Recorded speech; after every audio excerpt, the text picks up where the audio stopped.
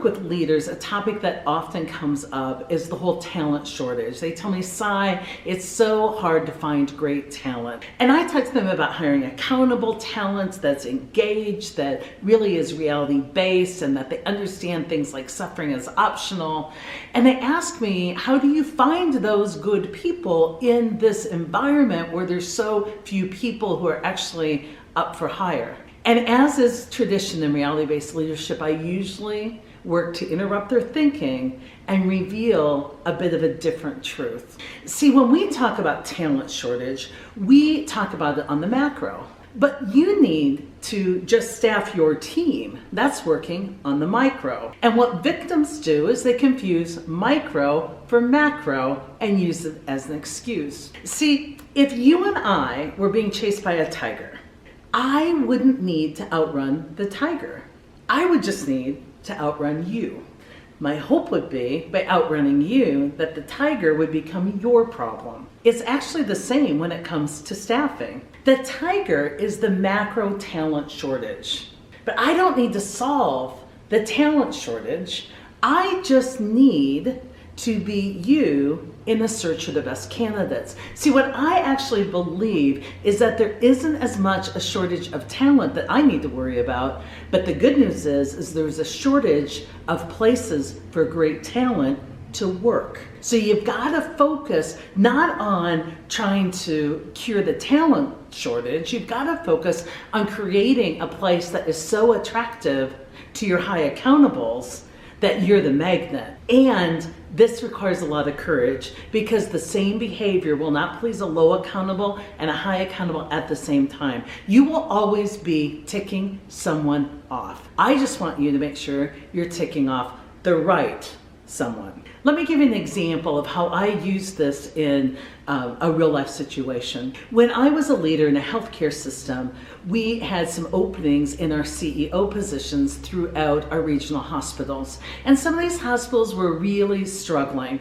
And so I would go out and give some intensive time to these smaller hospitals and try and really move their climate into a place that was more sustainable as we recruited for a new CEO. I'll never forget, I went out to a very small hospital in the hinterland of Nebraska and was serving there as an interim leader. Now, one of the main issues I was sent there to solve is the fact that they really struggled staffing all of their nursing shifts. They relied heavily on partnering with organizations that would provide temporary nurses to cover our shifts. And while some of these nurses were amazing, it's not a sustainable solution. For one, it's really expensive, and secondly, it's hard to build teams when we're not always working together with some of the same folks. So I was pondering how I could change and get many, many more people hired so that we would have full nursing teams as employees. While I was thinking about this,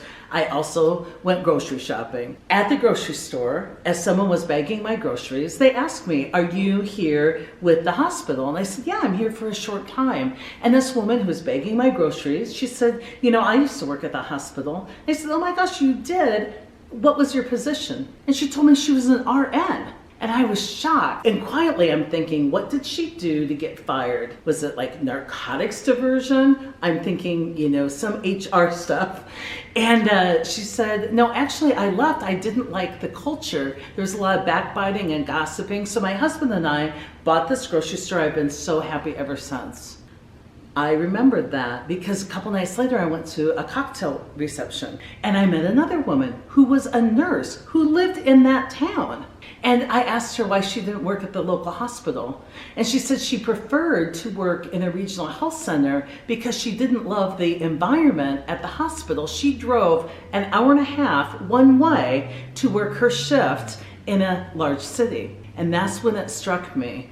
I didn't have to solve the nursing shortage. I simply had to beat a 3-hour commute and a job sacking groceries in order to attract nurses to my hospital. See, it wasn't that there was a nursing shortage. There were plenty of nurses living right in that community. It was that we hadn't created an atmosphere that the high accountables were attracted to. So I worked hard on changing the climate in that nursing group to one that pleases high accountables. And I'm glad to tell you that after a year of our work together, we had a waiting list of people who lived in the area that would love to come work for us if we ever had an opening. So you don't need to solve the talent shortage. Perhaps you need to solve your own climate issues so that they're most attractive to high accountables.